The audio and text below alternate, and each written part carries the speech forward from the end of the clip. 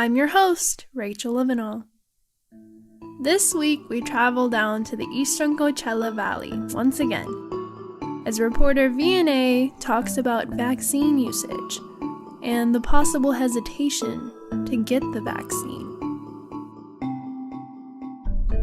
You're listening to COVID-18, a podcast that explores young people's experiences during the pandemic.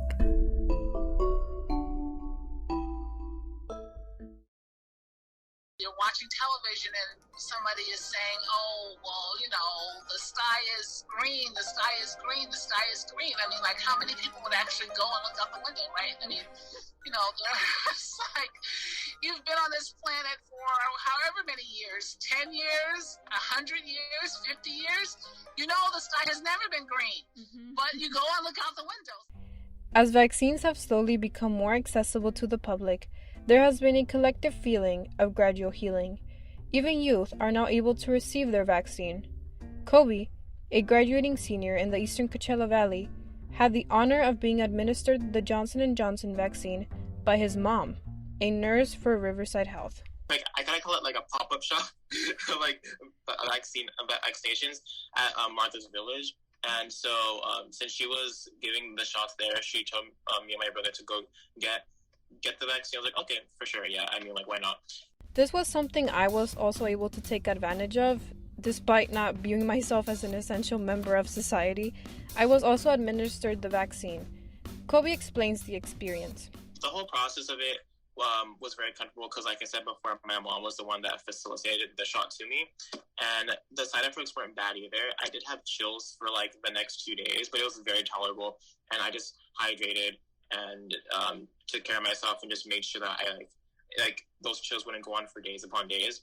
And in the next, after 2 days, I was rejuvenated and ready to go back to normal.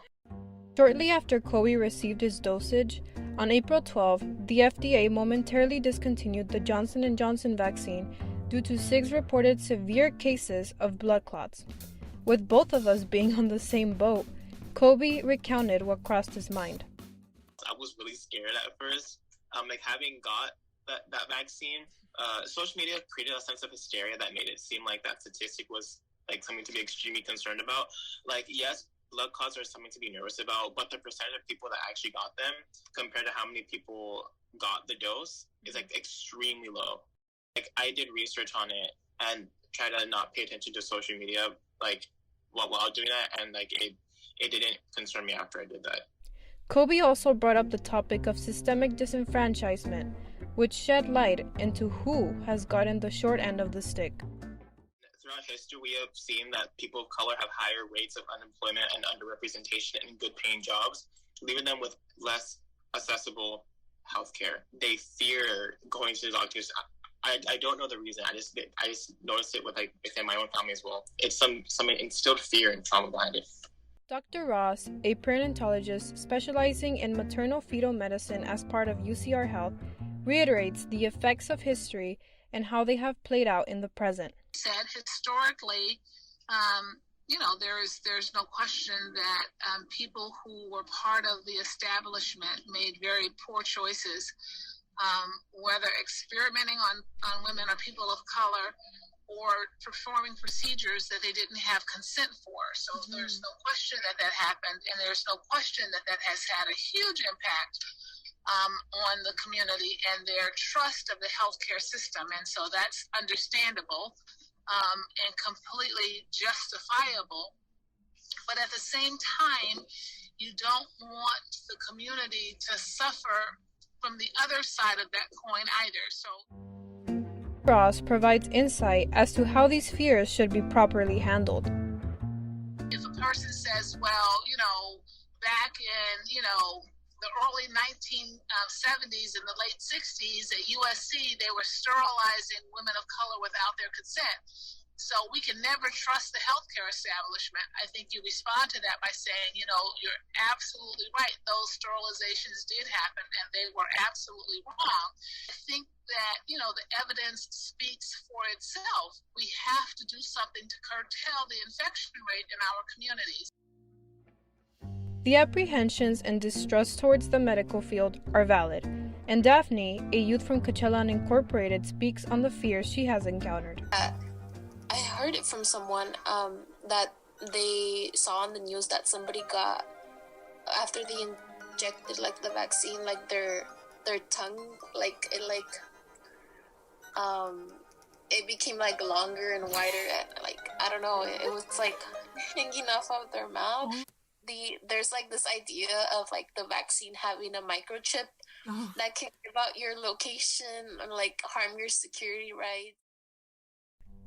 Kobe expands on how these differences in information could be in part as a result of a technological divide within families. Yes, like with the internet, people are able to pick and choose which news source that like they look at. Someone else could be using Twitter, but on a totally different side of Twitter. Yeah. Like you know how there's like different pockets of like Twitter groups, things tailored to what you like, and so it just adds on to it, and you get people with different ideas and different like arguments. Dr. Ross explains the role hysteria plays in doom scrolling in our search for answers. The anxiety levels are high. People are looking for answers, and a lot of times they will believe whatever they hear more of or whatever they hear more forcefully. This raises the question on where our ethics stand. Daphne emphasizes a point that is oftentimes overlooked when our main goal has been to overcome this pandemic. I don't think that obtaining the vaccine shouldn't be mandatory, because like, you know, people don't feel comfortable or secure with taking it yet. Mm-hmm. Some people don't. And the best option right now is just that the vaccine should be available for the public, but not make it mandatory. Subject of ethics and personal choice is tied in with the FDA's recent announcement regarding mask wearing, or lack thereof. Kobe explains his stand on the mandate. Honestly, I fully support it because like outside air is not circulated, so it makes it more difficult for people to catch COVID. And with more people being vaccinated than there are COVID deaths, it's much safer, and that's only going to get better from here. However, I do believe that like wearing a mask in settings adds like that extra level of safety, and everyone has that right. For those worried about the vaccine and the return to normality, Daphne explains why it is crucial to honor these fears and how youth can take part in easing them. We can start by getting the vaccine ourselves. Mm-hmm. I think that by showing others that like getting the vaccine and like through time, like they like see that there are no side effects or severe symptoms, they might start considering it, getting as well as they start building trust on it. Dr. Ross expresses that, as a medical professional, it is important to establish an open-door policy with her patients, something prevalent during these times of incessant doubt.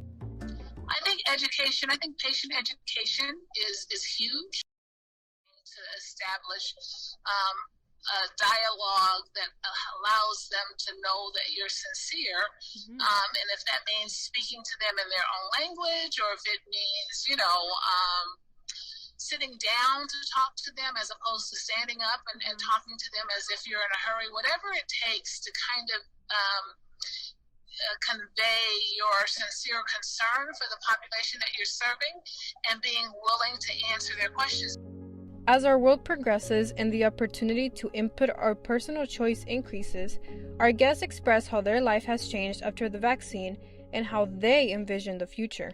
For the average person who is generally healthy and is, not elderly, being vaccinated helps to dramatically decrease the risk of them getting infected. So it doesn't eliminate the risk. It doesn't mean that they won't get infected by COVID, but it decreases the likelihood. And if they are infected, then it decreases the chance of them having a severe infection or dying from the disease. It still does not eliminate it.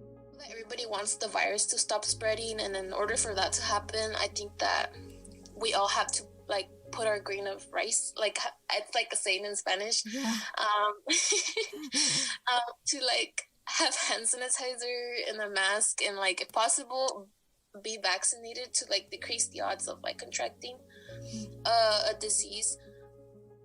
Definitely ease a lot of the stress and the angst that came with in-person interaction. fearing that someone's going to call for you, or like just like the fear of, even if you're like 6 feet away, and talking to someone that you're still going to get it, you know, it eased that a lot. It also made me feel like a selfless citizen, because I know that I'm protecting others around me as well.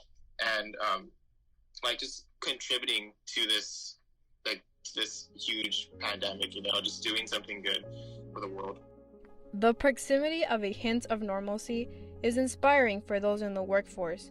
They will be getting back to their routines and the closeness they once had with those around them.